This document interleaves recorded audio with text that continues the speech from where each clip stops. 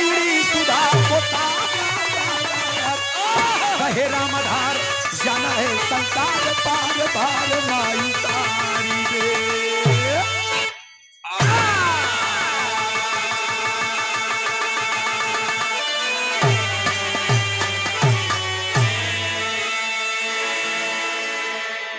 अच्छा बाबूजी, सबसे पहले अपनी सीढ़ी बंद कर लीजिए। दोनैया की ऐतिहासिक पावन सरजमी को प्रणाम करते हुए माता वसुंधरा की गोद में बैठे हुए तमाम दूर दरार से आए हुए नात रिश्तेदार, घर परिवार के जुटे हुए एक एक नागरिक, एक एक सदस्य, राजनीतिक दल में कदम रखे हुए हो, चाहे सांसद हो, चाहे विधायक हो, चाहे जिला पंचायत हो, चाहे पार्षद हो, चाहे ब्लॉक प्रमुख हो, पीडीसी हो, प्रधान हो, पूर्व हो या वर्तमान हो, चाहे नाली ऑपरेटर, सफाई कर्मी ही क्यों ना हो, कोई भी हो, बिरहा के सुने वाले हृदय सम्राट, बिरहा के श्रोता बंधु, बूढ़े बुजुर्ग तुल दादाजी, पिता तुल चाचा जी, हम सफर नौजवान साथी एवं हमारे देश के भावी कर्णधार बच्चे, माइक्रोध्वनि के माध्यम से जहां तक भी मेरी आवाज जाती हो, हमारे देश की मां सती, अनसुईया, मां लक्ष्मी, रुक्मणी, राधिका, पार्वती जैसी माताओं बहनों, आप सभी लोगों के श्री चरणों में मैं गायक कलाकार सूरज यदुवंशी तीर्थराज प्रयागराज गौहानी बहरिया सिकंदरा की धरती से स्वागत अभिनंदन वंदन करते हैं। सुंदर गायिका विराज जगत की का उनके सुंदरता का लीला देखा सामने सपना देखा तो कावे प्रतापगढ़ की बहुत ही सुंदर गायिका, बड़ी शानदार गायिका। अच्छा एक बात बा, रुचि बताएं कि सूरज यदुवंशी बदरा सनौटी 40-45 दंगल गाय चुकिन पगलो बदरा सनौटी तो है ये घरवा, लेकिन हमार जन्म स्थान ही है ये। बा बिया का छारे गया साला बड़ा हरामी, लेकिन हालांकि रुचि के कोनो जवाब नहीं बा, काहे के कर जिलवे ऐसा बा। पूर्वज हमारा कहा करते थे, पूर्वज हमारे कहा करते थे कि न सौ पढ़ा न एक थी प्रताप गढ़ा, ऊपर से दुनैया बहरिया वाले चढ़ा। अच्छा तू मार जेबे सुधर जेबे काहे मेरे भाई, मतलब तू यार हम जोड़ लगा दिया ना बाहर कवि जी। आवा रुचि यादव जी हमारे यदुवंश की शान है, आपको और आपके पूरे टीम को सूरज यदुवंशी एंड पार्टी की तरफ से सादर यथाउचित प्रणाम स्वीकार हो। अच्छा खुश रही बाबूजी। विराह जगत में एक नाम इनका और बार रुचि उर्फ बूची, अब बूची रखे वाला हम ही नहीं। सामने पूछबा चाहे अकेले पूछबा, ये बताइए हाँ मेरा नाम सही सर्वनाम करने वाला यही लड़का है। हमारा भारत भूमि के ये परंपरा है, ये रीति है, ये रिवाज है, ये कल्चर है, ये प्रथा चली आ रही है। कौनो भी इंसान यदि शुभ कार्य शुरू करता है बेनी भैया तो अपने आगे का सामान चेक करता है।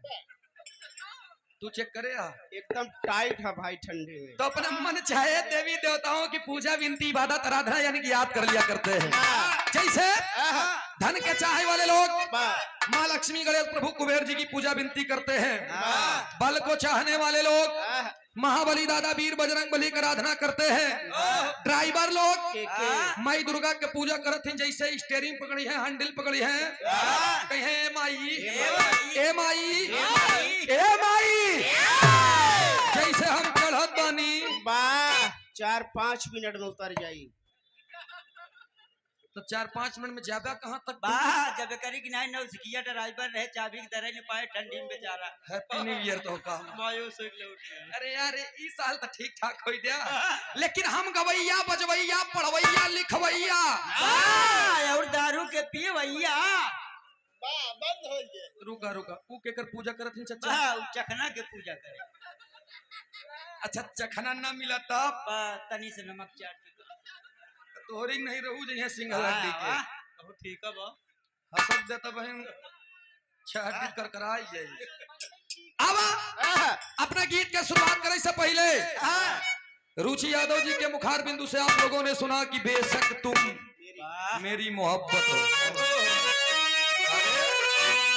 दिल है दीवाना वाह हिंदी गीत से आप लोगों ने वंदना की शुरुआत किया।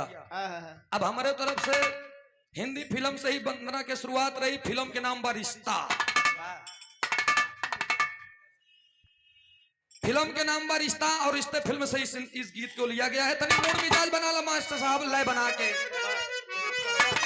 एक मिनट। और ये शानदार पुरस्कार वाह हमारे हृदय के गार्जियन के आज तो रुचि बचोले के मौसम के पीछे पड़ गई है। वाह रुचि ना पड़ी है भाई, तब पूरी पार्टियां वाले पर रहा है। मर जे सुधर जे।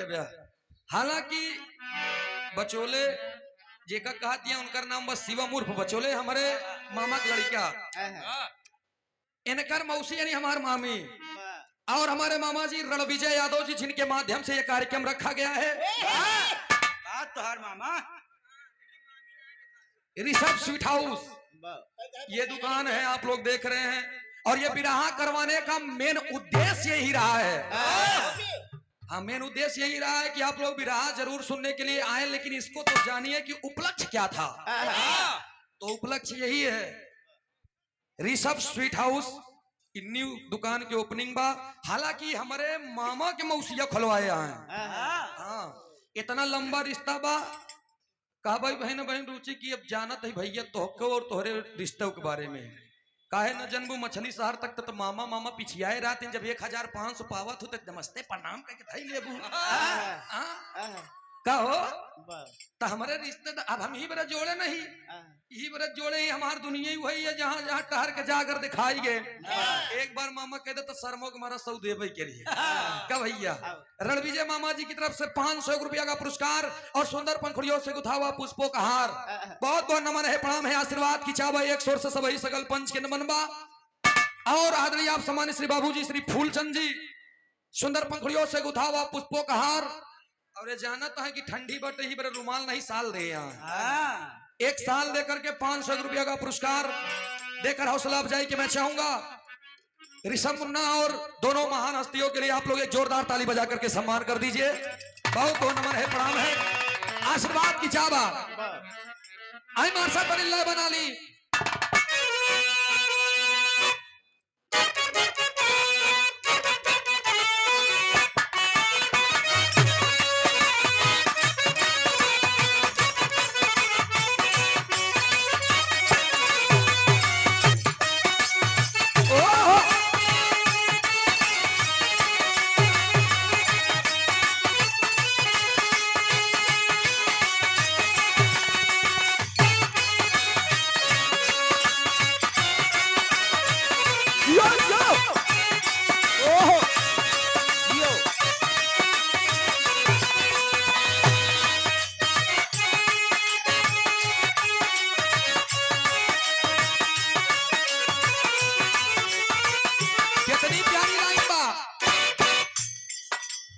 आशिक का उधर से सुने आप लोग कि बेशक तू मेरी मोहब्बत है, तो इधर से भी कह रहा है आशिक का कहे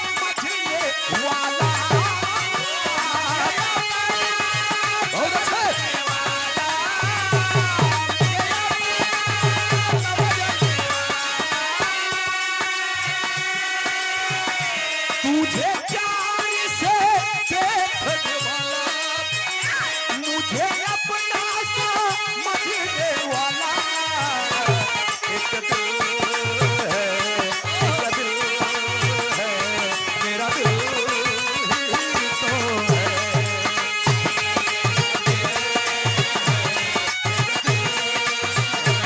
मेरा दिल ही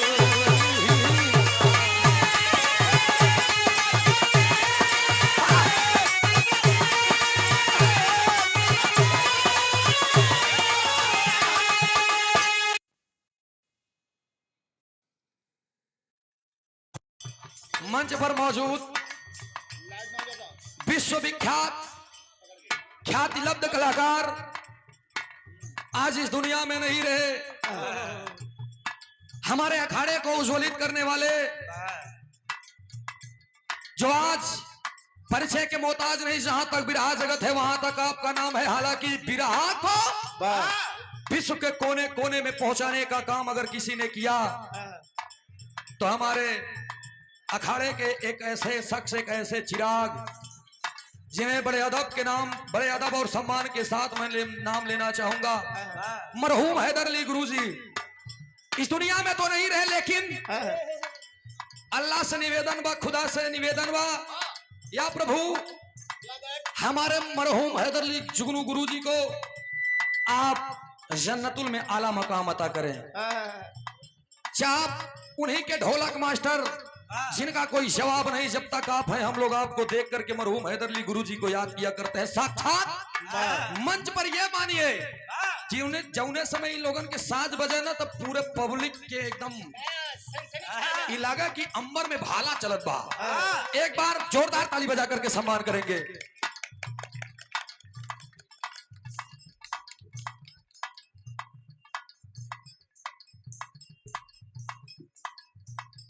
एक बार फिर से आप लोग जोरदार ताली बजा करके सम्मान कर दीजिए।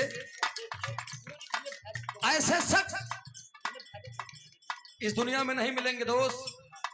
कलेजे से पूछिए, आज ये नहीं है हमारा उस्ताद, लेकिन इनसे पूछिए कि जब बच्चों के, हालांकि मैं कई मंच पर मुझे आशीर्वाद मिला है, वो चाहे कोई भी जिला हो, प्यार दुलार इन्होंने दिया है कि बेटा सूरज यदुवंशी मरहूम हैदर अली गुरुजी के जाने के बाद इस अखाड़े की चिराग तुम हो, और ये बड़ी अच्छी काबिलियत है तुम में कि कोई भी किसी भी तरीके से मिले उसको उसके ही हिसाब से जवाब देने का काम करते हो। ये शख्स है सूरज यदुवंशी।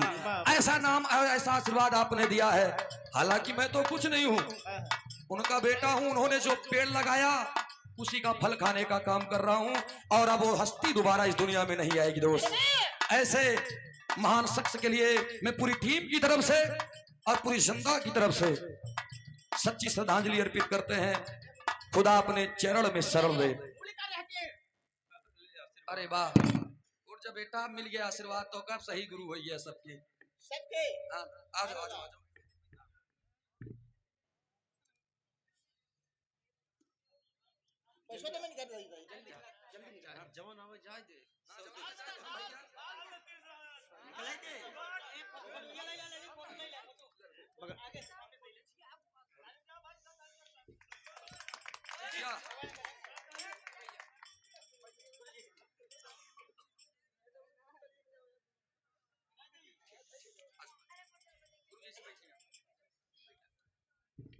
आप स्थान ले लें गुरुदेव। अब जब तक ना जाए तब तक जाया जी ई जाना किया। आज हम जानत की उस्ताद के घरे आए रहे, उस्ताद बैठा है। आवा ई तो तरस के भाव रहे मार साहब, तनी ई भाव में इलाका अरदास करत बा माई आदि शक्ति जगत ज्योति जगदम्बा के शरणों में जाकर के एक लाइन अरज करे। का करे?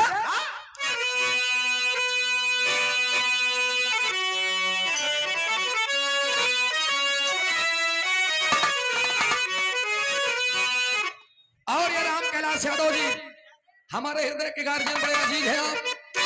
इस भाव पर प्रसन्न होकर 101 रुपया का पुरस्कार, बहुत बहुत नमस्ते बा, प्रणाम बा, आशीर्वाद की चाहबा। कहे का कहे?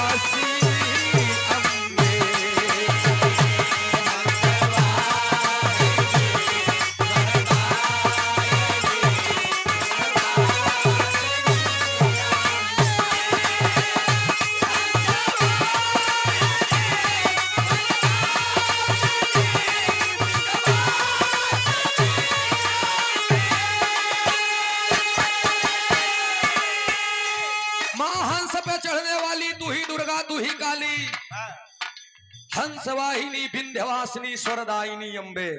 पहले अंतरे में बड़ी ऊंची लाइन संवारा है कवि जी ने। क्या लिखा है?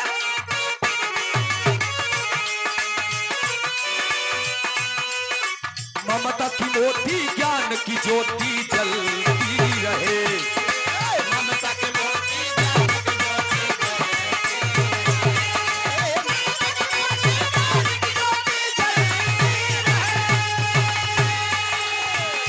और हमारे बीच में हमारे विजय भैया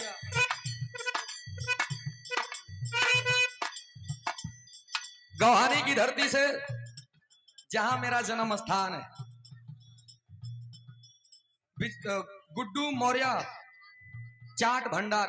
अब लगावत ना दुकनिया, दरअसल हमारा आगमन बहुत दिन पे होता ना गौहानी। जेके मन हो जा चाट ला। अरे भाई यार चाट ला। हाँ हाँ सही है सही है। चाट ले का गलत बोलत है का भाई? ना गलत बोलबे तो ही नहरा हुआ है बगल में, नहवाई दही बस खाली वहां खड़ा कर चौराहे पे अपने आप सजा पाई जी है। 101 रुपया का पुरस्कार बहुत बहुत नमन प्रणाम बहु इसो गवैया बजवैया 10 दिन 8 दिन नहातो हूँ भैया। ऐसा समय ही चलत बा, केहू करबे का करे डब्लू महाराज। खाली हाफ फ्राई के लिए हम मूड धोए के बस। कौन ठंडी में लग गया। और ये विराट फैंसी वस्त्रालय, पता पटेल नगर नहर पुल के पास करनाईपुर प्रयागराज। भैया की तरफ से 201 रुपया का पुरस्कार नमन प्रणाम। हालांकि हम राड ले आई गर्म पानी के एकदम नहाई थी। तो देखे घर में जाके जानत ए भैया अंतरे के भाव ने संवारा है मैंने, और बहुत सोच करके इस बात को लिखा है। क्या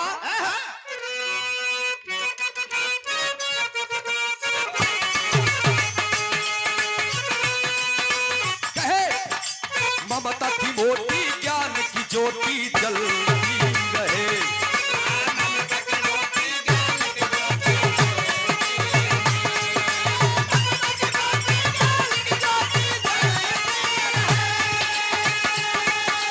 जीवन में संघर्ष की गाड़ी चलती रहे। जीवन में संघर्ष की गाड़ी चलती।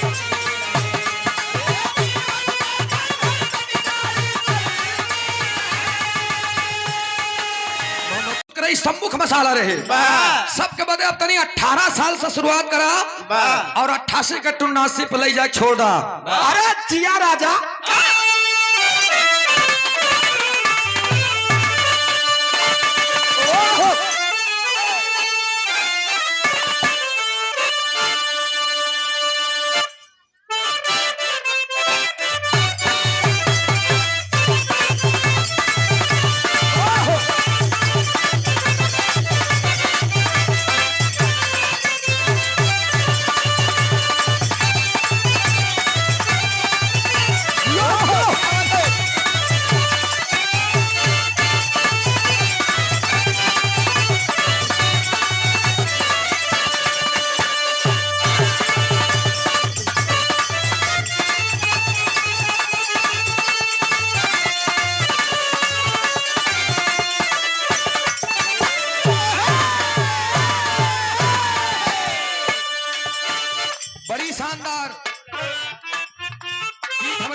संकेत करत हवे।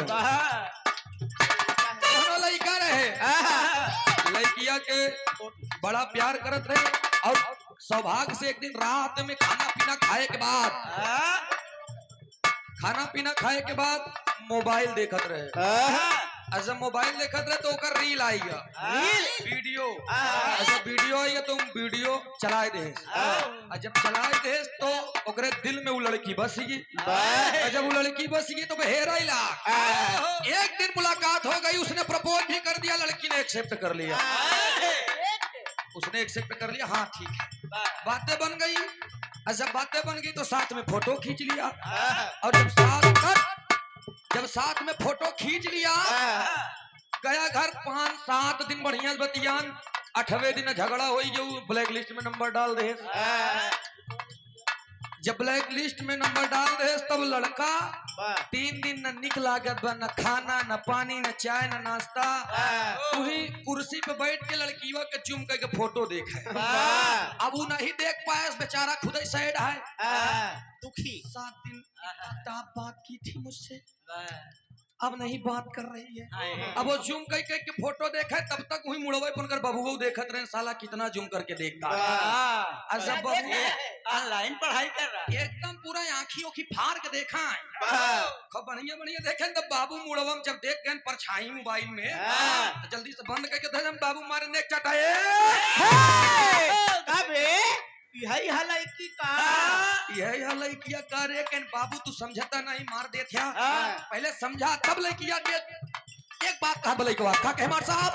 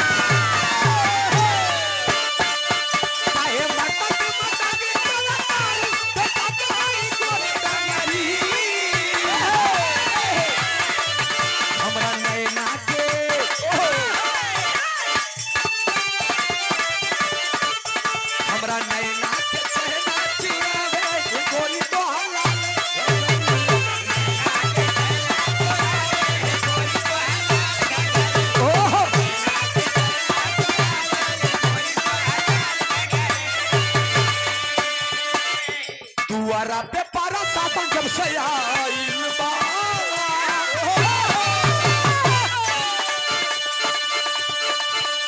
और ये दबदबा सॉन्ग के बहुत ही शानदार कलाकार हमारे भाई प्रीतम प्रयाग यादव जी और उनके अजीत अंकित यादव भाई की तरफ से ये बहुत समाया का पुरस्कार सुंदर पंखुड़ियों से उठा हुआ पुष्पों का हार। बहुत बहुत नमन है, प्रणाम है, आशीर्वाद की चावा माई भगवती हर मोड़ पे तरक्की दे, जहाँ रहे खुश रहे आबाद रहे। चश्मों तो पूरा कादर खान लगाता है। दबदबा सॉन्ग एक लाइन गावत थी, तुआरा पे पारा सासन जब से आइल बा, साच जानो जिया तेरा दिल बा, पे पारा सासन जब से आइल बा, राम जी यादव ठेकेदार। वाह अच्छा, राम निधि यादव जी बिरहा के ठेकेदार उर्फ पठान जी। बहुत बड़ा बड़ा दंगल आपने करवाया पैगंबरपुर की धरती पर। बिरहा सम्राट टीवी चैनल के जज ओम प्रकाश यादव जी से 2-2, 3-3 बार आपने मेरा कार्यक्रम करवाया और वहां की पब्लिक ने भी अच्छा प्यार दुलार दिया। आपके तरफ से बहुत समाया का पुरस्कार चेड़ों में पहले की बहुत बहुत नमन है, प्रणाम है। मैं चाहूंगा आप मंच तक आए, सम्मान हो जाए आपका। और याद रही आप सम्मानित श्री सोहित यादव उर्फ विराट, हमारे जीजा जी के छोटे भाई। हाँ, यानी इन्हों हमारे जीजे लगे हैं। हाँ, 101 रुपया का पुरस्कार, बहुत बहुत नमन है, प्रणाम है, आशीर्वाद की चाबा। और ये हमारे बहुत बड़े फैन, हमारे और रुचि यादव जी के बहुत बड़े फैन हैं। दिनेश यादव जी दू जगह नहो के स्वीट हाउस बा, यानी मिष्ठान भंडार बा। 201 रुपया का पुरस्कार, बहुत बहुत नमन है, प्रणाम है, आशीर्वाद दे। हम बच्चे कला में कामयाब रहे, जहां रहे खुश रहे, आबाद रहे। एक लाइन खाली 2 मिनट के, बाद सीधा भी रहा पे आई।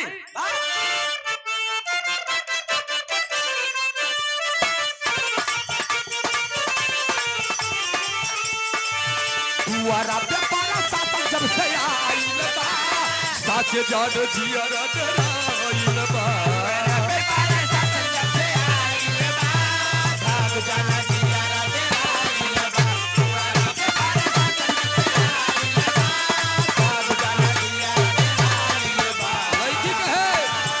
अरे छोड़ी जाना काइल मदार तू, वांटेड में नाम तोहर आइल बा।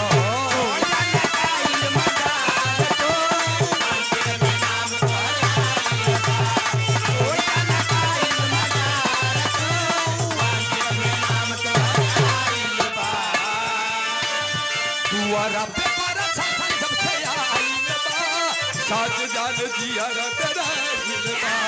छोड़ी जाना काइल मदार तू, वांटेड में नाम तोहर आइल बा। अब लइका के सुनो ए जाने मन, द जेल लागे सासुरार के आगन के पाना, तमारब खोपाई में गोली हमर पक्का निशाना बा। सुले तोरा मजनुआ रंगदार के,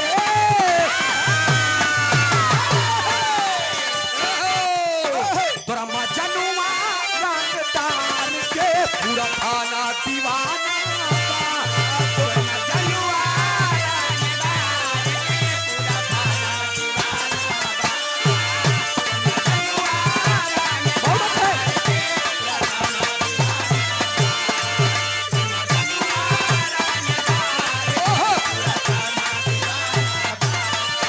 आजा बचावा के प्यार लालू,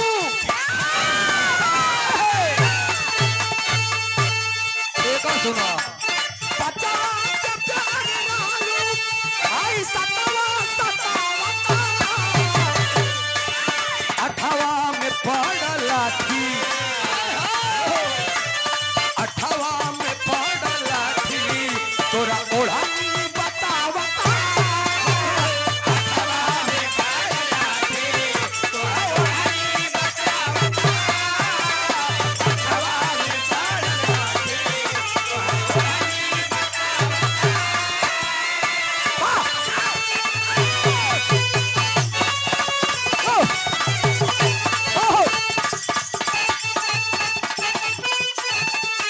वाह वाह वाह,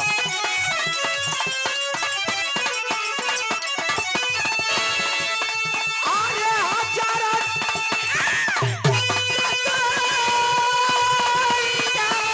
पीछे, तोरे हजारा कतनिया पीछे, फसल गईया हे कन्हैया, हे कन्हैया, पार कैदा, अरे पार कैदा भंवर से नैया, हे कन्हैया।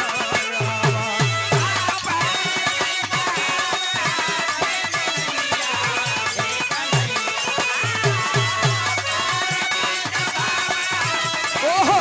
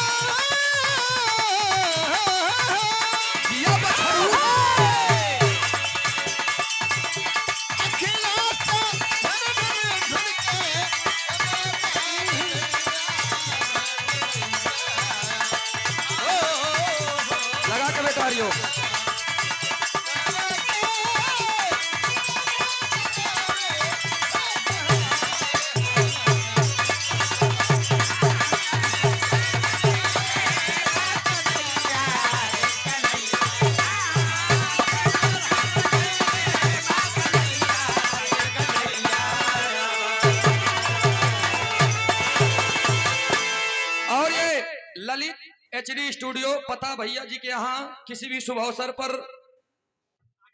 ऑर्डर लिया जाता है। अच्छा, ये पता कहली सत्ती बहरिया प्रयागराज।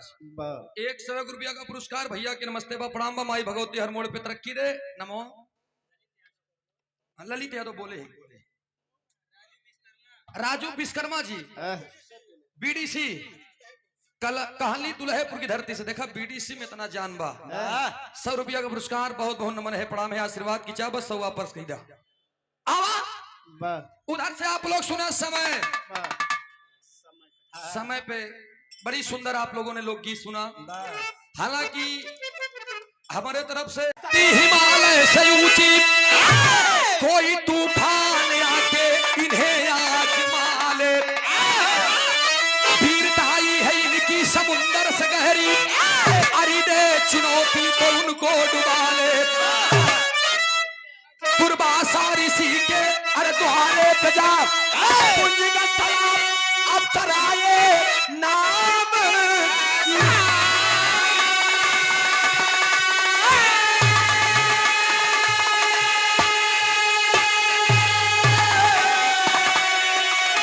आर्य श्राप ऐसा मिला जो कि वरदान बन जा, फिर बाता बहादुर पैदा हनुमान को।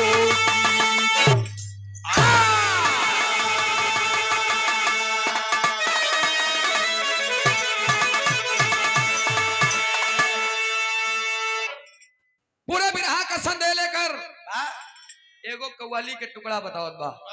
कैसे मार साहब तनियावा मिजाज बना के।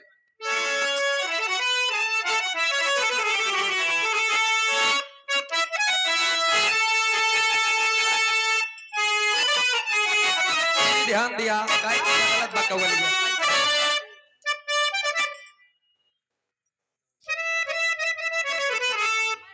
अच्छा, और ये बिरहा के मीडिया पर भारी कमलेश वर्मा जी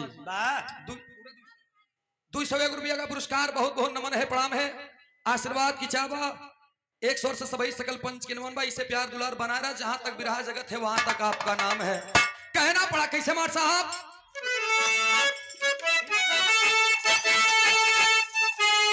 आशिक है अरे दिल चीज क्या है,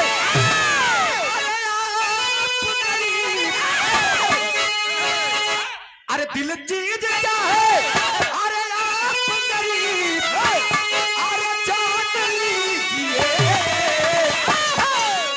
बस एक बार मेरा कहा हो, बस एक बार मेरा कहा मान लीजिए।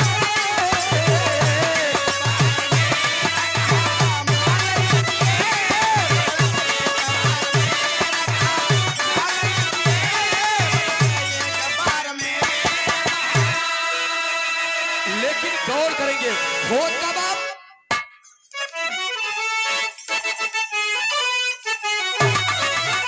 अरे दुर्वासा ऋषि के द्वार पे अरमान कीजिए, अरे हुई है गलती छोड़ के, अरे हुई है गलती छोड़ के सम्मान कीजिए।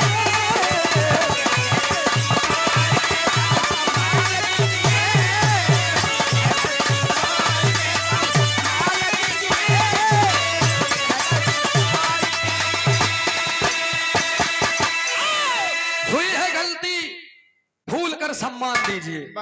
और ये बड़ा ही शानदार पुरस्कार राम सजीवन यादव, ब्लॉक अध्यक्ष बहरिया, वार्ड नंबर 4 से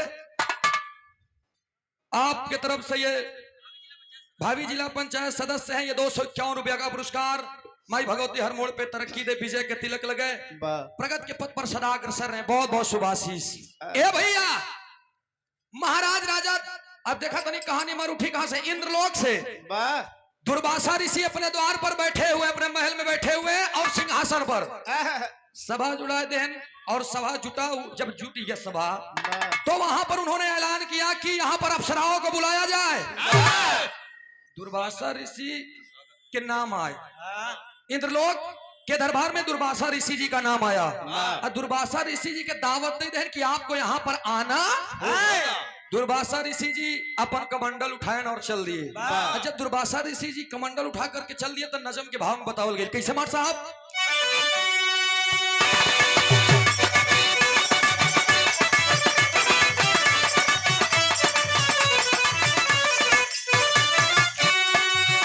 राजा इंद्र राजा इंद्र की इंद्रलोक राजधानी है।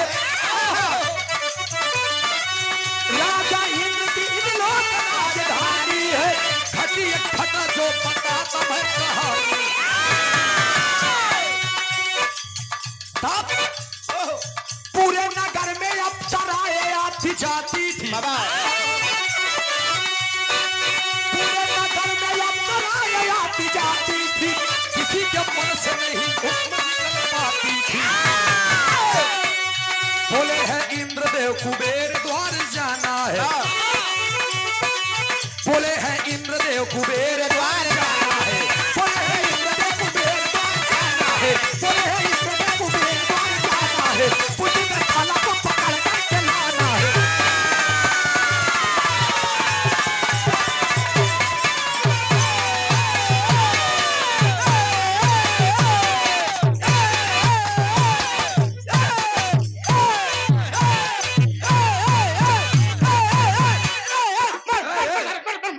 तेरी मैया छुट्टा पाड़ हो गया। कस यारे हरिओम का बेटवा हुआ। जब लड़का सारा इतना इतना उच्चट पैदा हो गया आजा बेटा आ जाओ। आप अगर ये गाली देंगे कोरोना पैदा हुआ तो बड़ा हो गया। आ जाओ चाहिए अब तनी भी ये चाहते रहे सार तू देख ले बतावा यार इन उनकर बाप होने इनकर बाप हम फैसला ना कई को विराग बाद मिला। भाई दो गली आ गाला दो गली आओ ए भैया तनी बिरहा पे हमरा ध्यान दा। इंद्रदेव के दरबार में एकदम बढ़िया से मजमा लगा बदोस। तमाम लोग ऐसे घेर कर बैठे हुए हैं। वहीं पे इंद्रदेव ने ललकार दिया कि काम करा यहाँ पर हवन यज्ञ होई और यज्ञ का सम्मान करेगा कौन। यज्ञ के अनुष्ठान में सम्मान होकर करी के तमाम लोग की अप्सरा चाहे वो नृपी हो माधुरी हो श्रृंखला हो तमाम लोग अप्सराएं हैं लेकिन सभी ने मना कर दिया क्योंकि मृतलोक के एक ऐसे मुनि एक ऐसे ऋषि जिनका नाम दुर्वासा ऋषि बताया गया क्रोध में कुछ भी अगर कह देते थे तो होना है और होना है। श्राप दे दे है तो दे दे है सब डराई गए। दुर्वासा ऋषि को बुला करके यज्ञ का अनुष्ठान किया गया। उनके यज्ञ को सफल बनाने के लिए महाराज राजा कुबेर के द्वार से पुंजिक स्थला नाम से एक अप्सरा को बुलाया गया और जब अप्सरा को बुलाया गया तब हो कब एक लाइन तर्ज लगी मार साहब आई।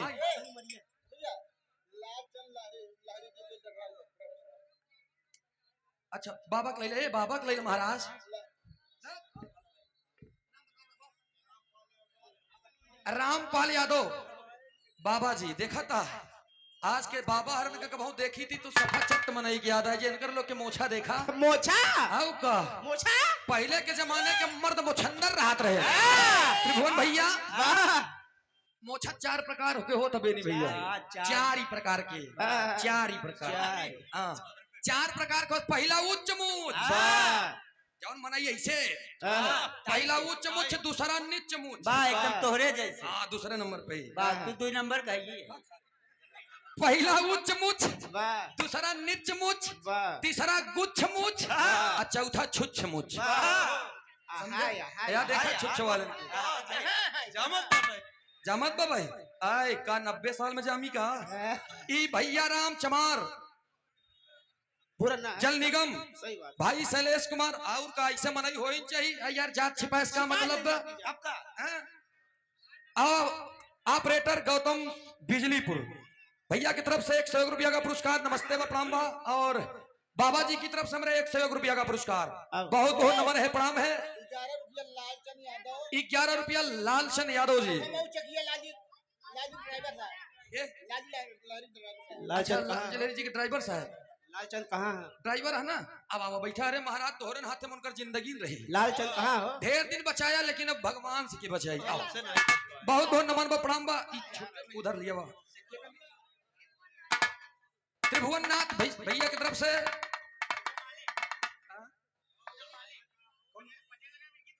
किथा की? अच्छा, समोसा के दुकान बका 50 रुपये में काम कर लेता है तू। खैर जाए जा।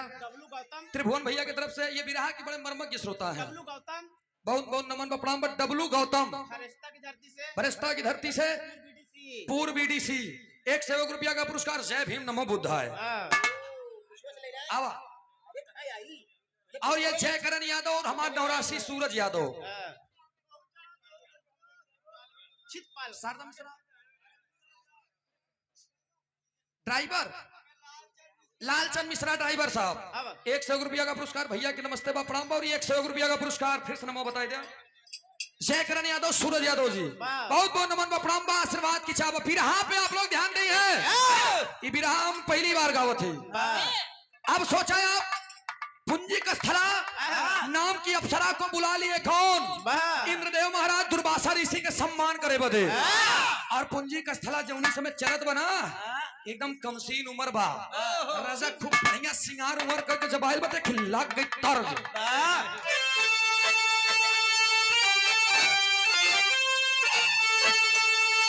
ये पुरान चीज है बेनी भैया, पुरान चीज में बड़ा दमो होता। पुरान चाउर, पुरान गुड़, पुरान दाल, पुरान गाड़ी, पुरान दारू, वैसे पुरान मेहरारू।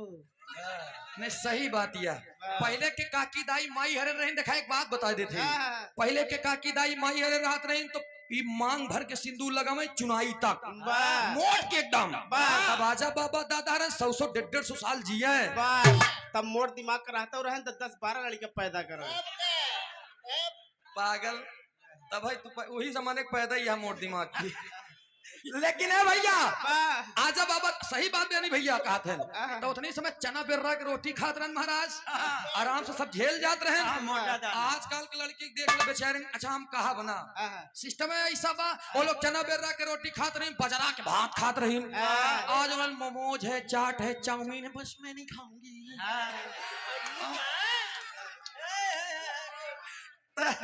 खैर जोड़ा जायदा आज वाली नहीं भैया, पूरा पहले के दाई माई मांग भर के सिंधु गुले तब काका दादा ने 100 150 साल जिए।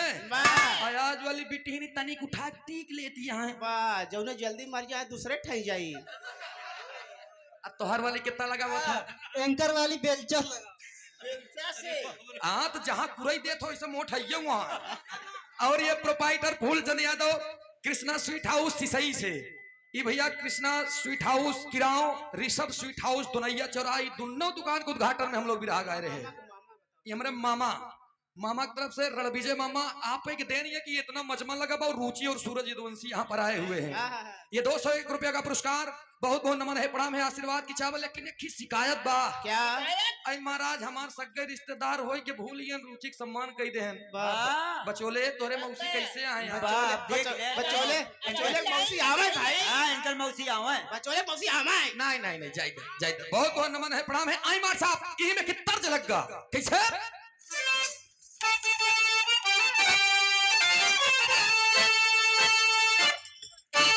बाबू रामदेव साथ गाँव है और लड़किया बड़ी खूबसूरत रहे, एकदम नरम उम्र के, एकदम नरम उम्र के, उठलाली लगाई के एकदम। मैं अपने बहन गिर गया बे। ए भैया आँखी में काजर ओजर ऐसे लगा है जैसे आमे के फांकी, कमल कटीली। अब बढ़िया उठलाली लगाए, यहाँ लाली ओली तो ऐसे लगा जैसे हमारे कछारे पका हरमाना हो, एकदम चपोल के बढ़िया से चलत। तब तक एक लड़का देख के कई देश का कहेस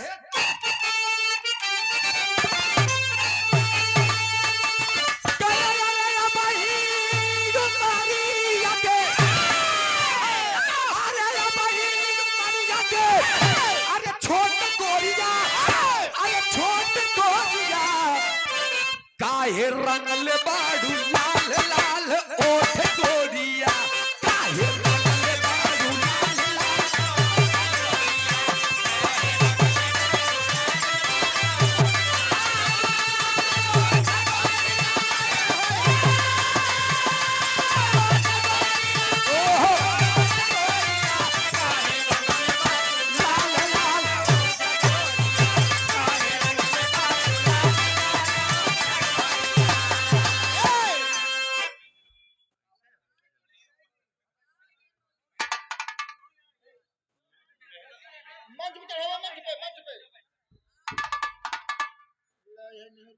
अब आई है बचोला की मौसी, आए अब आई है भाई।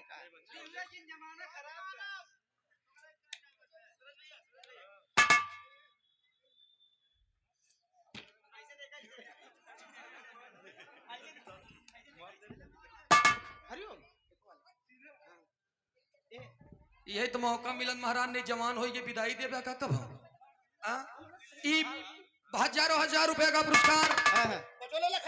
ये प्यार है, ये दुलार है, आशीर्वाद है आपके श्री चरणों में कोटि नमन बा प्रणाम बा। फूलचंद बाबू जी और दिखाई हमरे मौसी हरन की तरफ से बहुत बहुत नमन बा प्रणाम बा, आशीर्वाद की चाबा।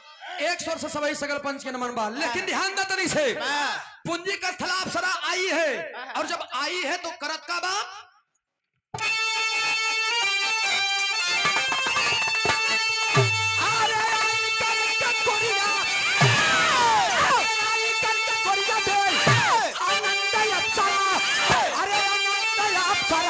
पूरे लोग के बन गए पसंद अप्सरा।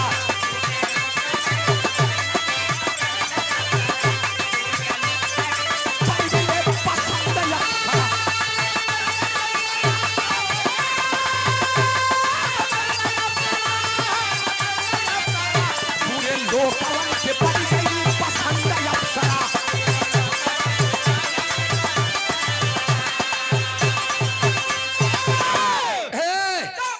अप्सरा नाचने लगी। अब वहाँ यज्ञ का अनुष्ठान हो बा। अब धीरे धीरे धीरे धीरे 9 दिन हो के रहा, 8 दिन पूरा व्यतीत हो गया। अरे बीतल 8 दिन सुना आइल बा समैया, अरे अप्सरा बन के कवैया।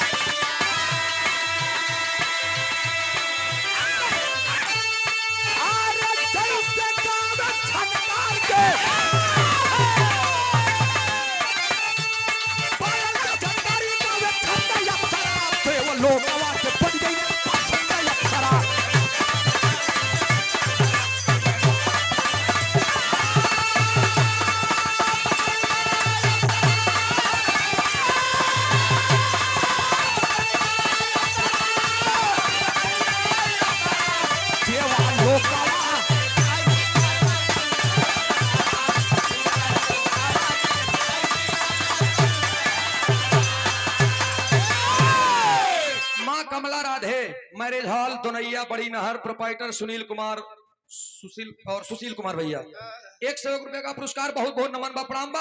8 दिन का समय बीत गया। पूंजी का स्थला बड़ा सम्मान से सारा कारोबार संभाल ली।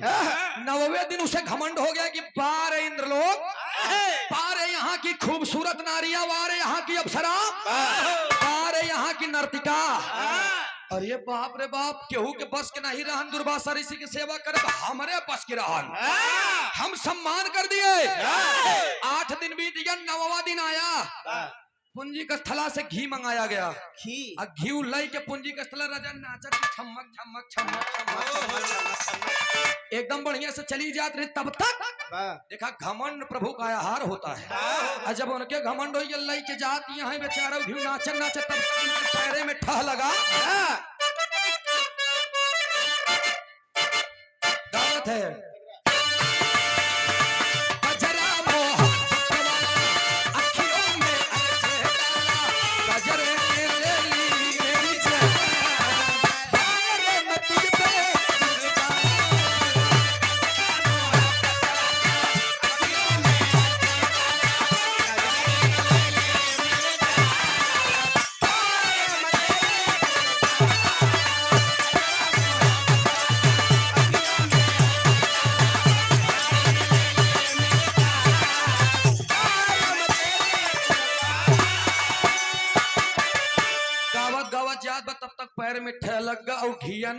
अड़ुका तड़ुका तड़ुका तड़ुका दुर्वासा ऋषि महाराज के मुंह नहीं गिरा। अरे पूरा चफा नहीं के मोहे में दाढ़ी ओढ़ी घिए में बुड़ी है। मैं दुर्वासा ऋषि बेचारू यज्ञ के अनुष्ठान कर रहे, जब दाढ़ी अरे बाप रे हालांकि रुचि है घी दूध पेंसिल से घी नहीं पचा। अब फुल्की पानी दे तो 1.5 गिलास पी जाई। अरे वाह, चटनी भात चाहिए। आज वाले के बात बताते रुचि तोहका नहीं खाते, तोहरे उम्र वाले के खाते। तो बिट्टी रे बिना घी बिना काजू बादाम के गाय की न होई पाई निहुरिन रातों में खाबू तक तने होई गगू। ई महाकुंभ के देसी घी फ्री वाला खाई देखत के तोहरी बना। अब फिर लगा है घर खाना नहीं बनता, एक महीने चली। लेकिन है भैया पागल आदत। अब तो मतलब इस वक्त बहन आई है, जा मिल जावा। लेकिन ध्यान देता नहीं से अब इधर पुंजी का स्थला बेचारी लई के आराम से जब गिरा दे, अब क्रोध में लाल, सब एकदम क्रोध में लाल हो गए। दुर्वासा ऋषि तब श्राप दे रहे। जब श्राप दे दिया कहन की या लागी जवानी में एकदम चूर भैया, तो कहीं नहीं समझ में आता है कैसे कौन काम करे चाहिए। एकदम फुदकत यह बना रही कि नहीं ऐठा दिया। मैं श्राप देता हूँ, मैं श्राप देता हूँ, जाओ तुम बंदर हो, बनरिया हो जाओ, बनरी हो जा। अरे मोरी माई, अरे मोरी माई। अब पूंजी का स्थला बेचारी जब बनरी श्राप पाए बन लगी कोड़ी गिरे। ना ना ना ना ना ना ना तरज लग कुमार साहब। अब कैसे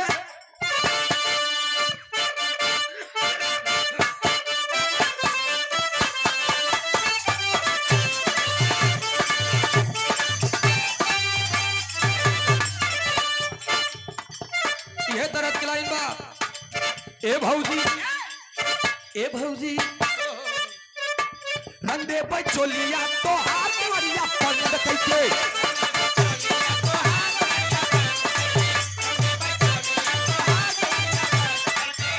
एक लाइन हम एक जवाब गाए रहे। ए रानी हे कर तू कैलू इंतजार के वालिया खोल के बैठू।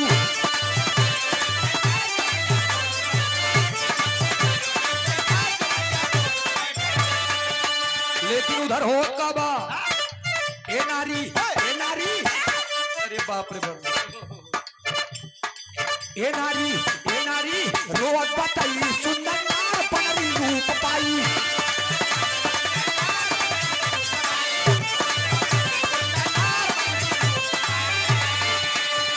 जड़ों में गिर करके करे बाबा ए बाबा बाबा गलती के हमारे तू माफ करी जइहा।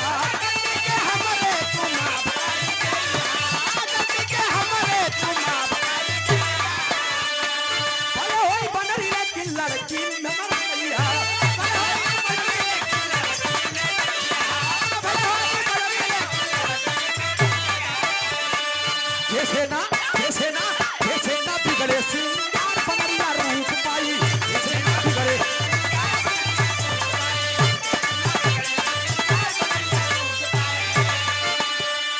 रोवत बदोस। ध्यान देंगे आप, पूंजी का स्थला चरणों में गिर करके रो रही है। बाबा 8 दिन मैंने आपका सेवा किया, आपके सेवा में लीन रहे एकदम महाराज। थोड़ी सी गलती पर आपने मुझे श्राप दे दिया कि मैं बंदरी हो जाऊं। प्लीज अपना श्राप वापस ले लीजिए महाराज। दुर्वासा ऋषि जितना क्रोधित रहे उतना ही स्वभाव के अच्छा रहे। और उन्होंने कह दिया जब खड़ा बहन उनके दया आएगी कहन बेटा मैंने जो कह दिया अब वो का वापस तो नहीं ले सकी, लेकिन एक बात बता सकी थी। कहन का कहन की ऐसा जो व्यवहार हमारे साथ में तुमने किया है अभी व्यवहार क्यों के साथ दोबारा करूँ नहीं का जान लगा महाराज। कहन का कहन प्लीज आप अपने पसंद को वापस ले लीजिए।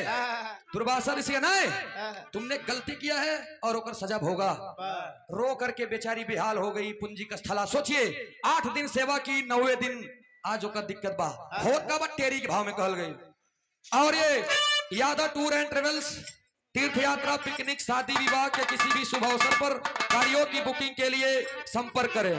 पता कुबेर नगर चौराहा सिसई सिपा बहरिया रोड प्रयागराज। 101 रुपया का पुरस्कार। नमस्ते बा प्रणाम बा। और हमारे बहुत ही जिगरी यार डॉक्टर राजा बाबू यादव जी आयुषी हॉस्पिटल के में कार्यरत हैं आप। ये 201 रुपया का पुरस्कार डॉक्टर साहब के श्री चरणों में कोट कोट नमन बा प्रणाम बा। आशीर्वाद दे हम बच्चे कला में कामयाब रहे, जहां रहे खुश रहे आबाद रहे। लेकिन भैया रोते रोते छोड़ दी इंद्रलोक और छोड़ दी महाराज राजा को। और अब जब दुर्वासा ऋषि के छोड़ के चल दी वहां से तो आई एक जंगल में और वहीं पर सोच रही है। सोचत का बात टेरी के भाव में गुमान सारा चूर हो गया। अरे गुमान सारा चूर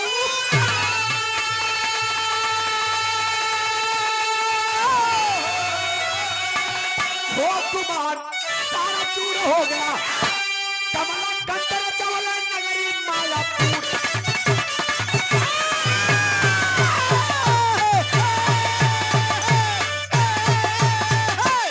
कमला कंत रचौले नगरी मायापुर, गुमान सारा चूर हो गया। अरे बाप रे बाप, आ करके वही पुंजी स्थला भगवान श्री शिव शंकर जी के तपस्या में लीन हो गए। और जब तपो लीन हो गई, भगवान भोलेनाथ बड़े मशक्कत से प्रकट हुए। और जब प्रकट हो गए तो कहतन करे, ए बेटा तुमको क्या चाहिए? भगवान भोलेनाथ के सामने रो करके अप्सरा एक बात कहा, बका कहे लास्ट लाइन में तरजबा प्रयागराज घाटी के।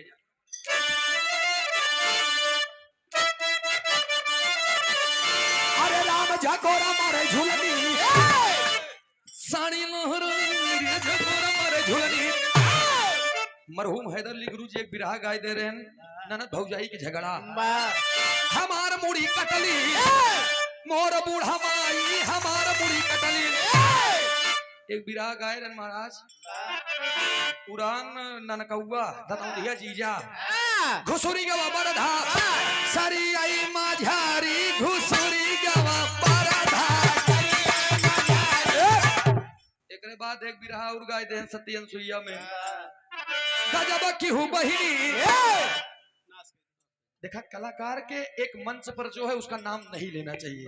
जो है सत्यता हुए बन कोनो कही दे साबित करा तो साबित ना कर कहना पड़ा कैसे।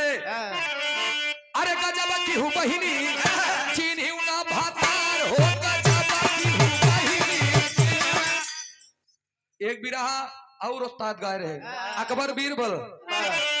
अरे सूरत पे लोभी गईले थाने तार हो, सूरत पे लोभी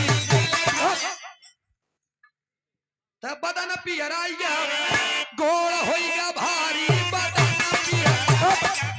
एक ही हम गाई थी, हमारे यही लाइन। अरे बीतावा गोरी रतिया, 7 साल पहले हम गाए रहे। अरे बीतावा गोरी रतिया, जायू भी सारे बीतावा गोरी रतिया। लेकिन बिरहा पे आप लोग ध्यान दिया तनी से, कहानी कहाँ जात बा कैसे, कहाँ से आए बनरी। भगवान भोलेनाथ कहन हमका लीन, हमका याद कैले हो, कहाँ से आए बनरी। हाँ, अरे कहाँ से आए बनरी, मोरी नगारी में कहाँ से आए बनरी।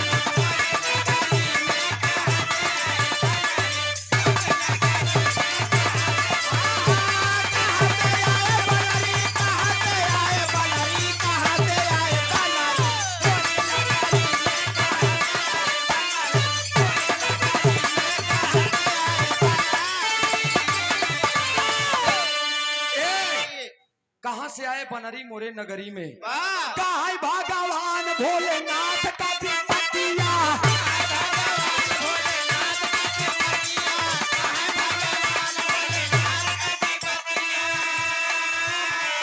बोला पुंजी स्थला बा तेरे काया भातिया।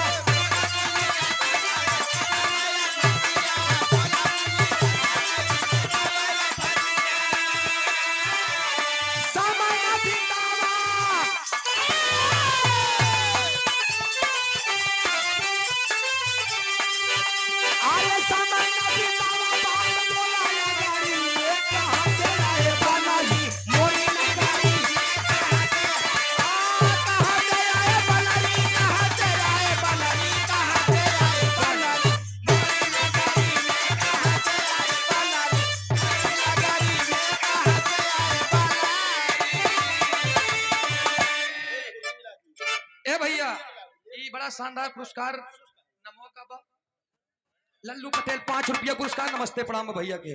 गौर करेंगे, भगवान भोलेनाथ प्रकट हो गए, उन्होंने कह दिया कि पुंजी का थला मांग लो, क्या मांगना है।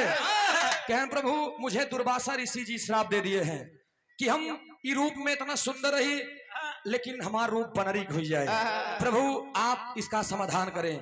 भगवान भोलेनाथ कहने अगर तुम एक आराध्य मान करके मुझे याद किया है तो मैं तुम्हारी इस समस्या को दूर कर दूंगा। कहन प्रभु चाहे जैसे कहे, कहन करी का, कहन महाराज मुझे फिर से पवित्र कर दीजिए चाहे जैसे। भगवान भोलेनाथ जी पुंजी का स्थला से बोल दिया बेटा जाओ जाओ अगले जन्म में मैं 11वें रुद्र में तुम्हारे गर्भ से पैदा हो जाऊंगा, तब तो तू सही हो जाबू ना। पुंजी का स्थला ने कहा जी महाराज जी। वही पुंजी का स्थला दूसरा जन्म हुआ, महाराज राजा कुंजर के द्वार पे जन्म हुई। अब अंजन प्रदेश महाराज राजा कुंजर के द्वार पे जन्म ली। उनकर बियाह महाराज अंजन के साथ में जब कुंजर के द्वार पे जन्म हुआ तो उनकर नाम भवा अंजनी। और उनकर बियाह कैसे भवा, आल्हा के लाइन में कहल गई मार साहब। भावी क्षेत्र पंचायत सदस्य धमौर पश्चिमी बीडीसी प्रत्याशी राजेश कुमार यादव पापड़ के भाव में कहल गई मार साहब। 101 रुपया का पुरस्कार नमन बा प्रणाम बा। आई अरे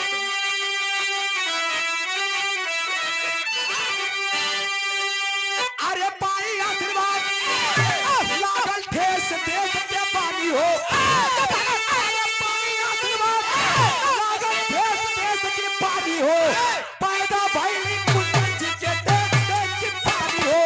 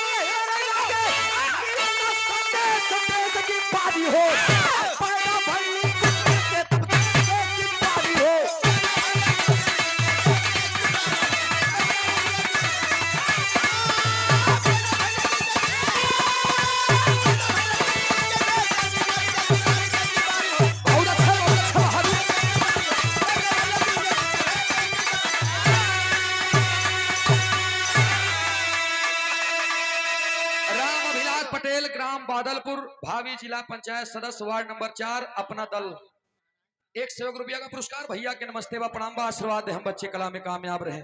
वही पुंजी का स्थला महाराज राजा कुंजर के द्वार पे अंजनी के रूप में पैदा होती है। और जब अंजनी के रूप में पैदा भई तब होता बा आल्हा के लाओ में लास्ट लाइन बा कैसे।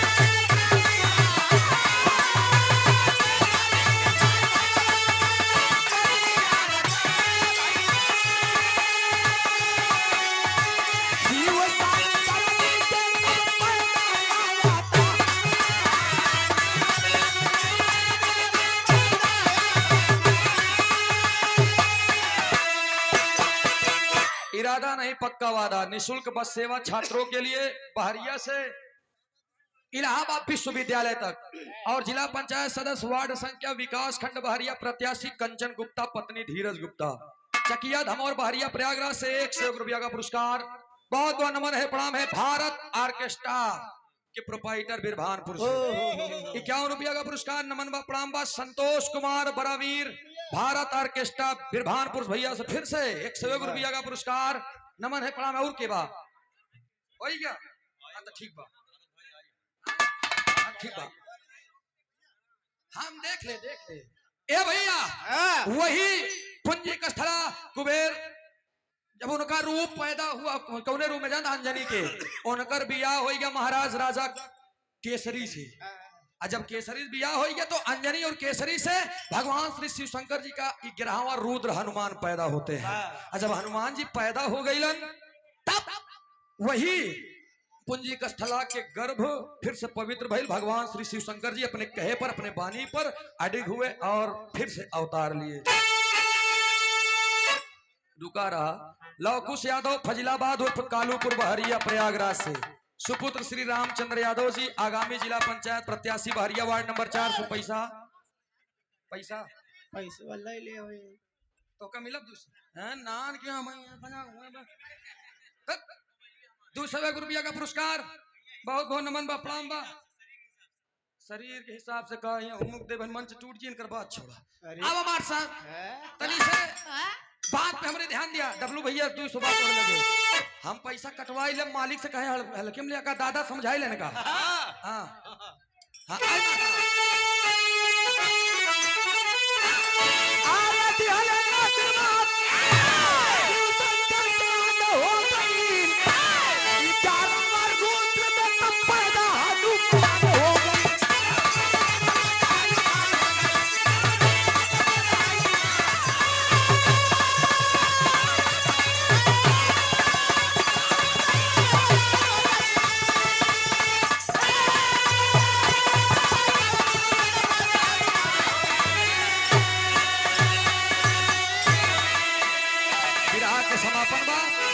अगली पार्टी से आप लोग नंबर लंबा। मनोज माही भाई की तरफ से 101 रुपया का पुरस्कार। नमन है प्रणाम है आशीर्वाद। अब आप लोग रुचि जी से नंबर लीजिए। छाप में कहल गई।